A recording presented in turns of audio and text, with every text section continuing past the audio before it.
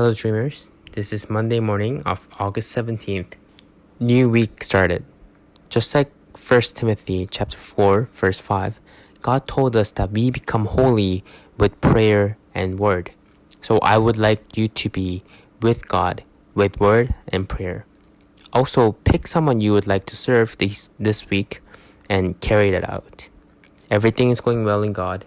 Everything is going to be better. Hallelujah. Amen. Today's verse is Isaiah chapter 28, verse 14 to 29.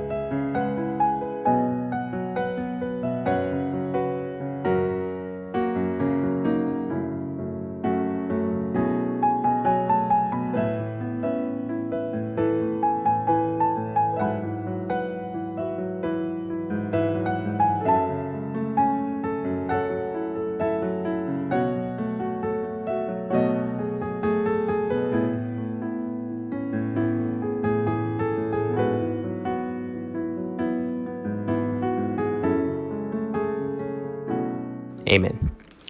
Yesterday's verse was a warning of judgment towards the religious leaders of Judah, and today's is a warning towards political leaders in parable of sowing and harvesting for God's nurturing and punishment.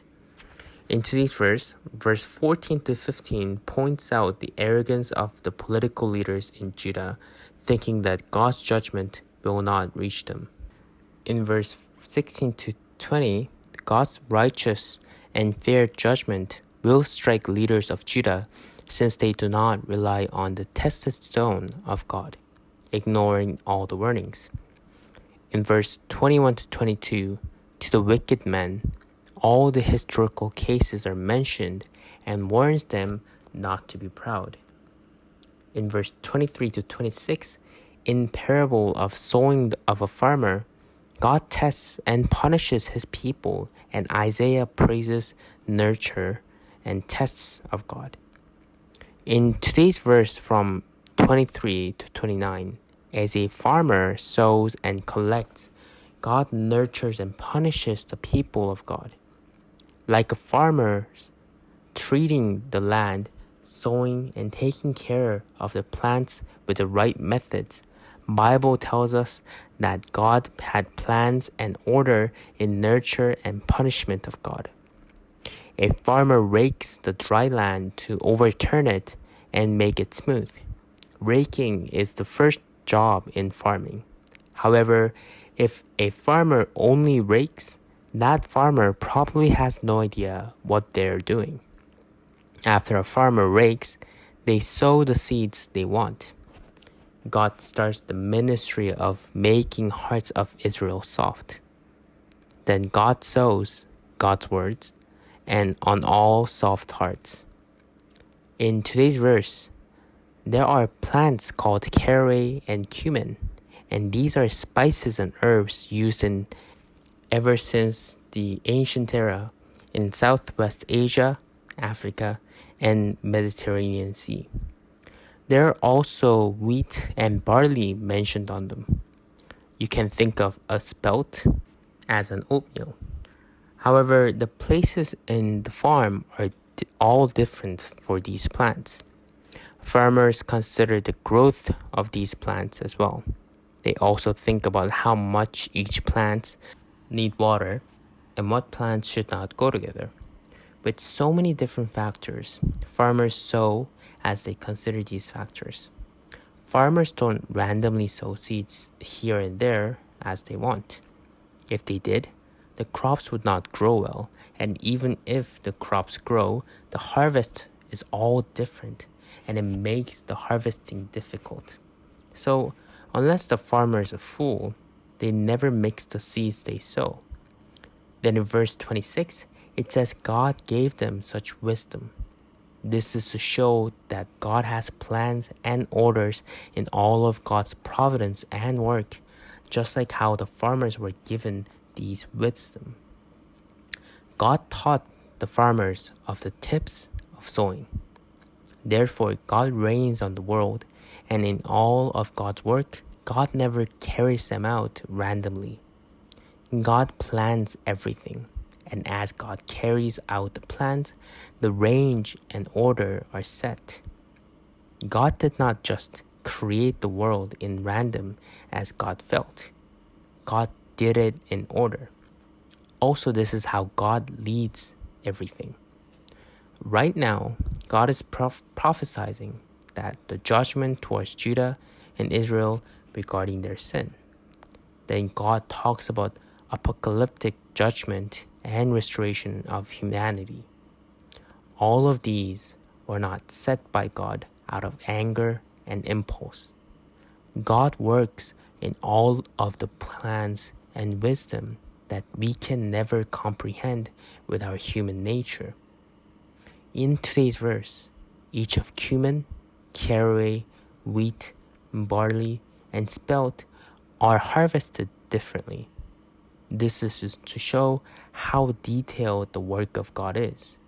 For every individual, family, and nation, God judges and restores in the most perfect way possible, just like the harvesting the crops for the people to return to God. God's work is not to destroy God's people, as clarified in verse 27 to 28. Therefore, we should not be disheartened, even if the punishment of God is fierce and scary. God leads us in the right and good paths. God knows our lives better than we do and knows what's best for each one of us. In Isaiah chapter 44, verse 24, it says, "This is what the Lord says, your Redeemer, who formed you in the womb. I am the Lord, who has made all things, who alone stretched out the heavens, who spread out the earth by myself." It says that God formed you in the womb. In Luke chapter 12, verse 6 to 7, it says, "Are not 5 sparrows sold for 2 pennies? Yet not one of them is forgotten by God. Indeed, the very hairs of your head are all numbered. Don't be afraid. You are worth more than many sparrows." God tells us that He loves us and remembers us, since God does not even forget about 5 sparrows being sold for 2 pennies. Dreamers, in Jeremiah chapter 29, verse 11, it says, "For I know the plans I have for you, declares the Lord, plans to prosper you and not to harm you, plans to give you hope and a future." God thinks for us. God spoke of hope for future for Israelites in a midst of judgment and destruction. In Isaiah chapter 55, verse 8, "For my thoughts are not your thoughts, neither are your ways my ways, declares the Lord." A farmer thinks of what to sow when they rake. And just like that farmer, God is working in our personal lives with intent, even if we don't understand. God wants us to do our best and believe Him, no matter what tests you go through. Instead of thinking, "Why do I have to go through this?" look back on yourselves once again, then rely on God who leads and guides our lives. I bless dreamers to obey and rely on God today. Hallelujah. Amen. Let's pray. Thank you, Lord. You allowed us to see how wicked and arrogant these religious and political leaders of Judah were. Yet, you guide and lead people of God with your love and passion towards us like a farmer. I would like us to obey and believe in God, since everything belongs to you. Reign, guide, and lead us. In Jesus' name I pray. Amen. And now, the grace of Jesus Christ, love of God, and the fellowship of the Holy Spirit will be with all dreamers who rely and obey God under the rule of God. Will be with all dreamers, places of mission of Vancouver Dream Church, forever from now on. Amen.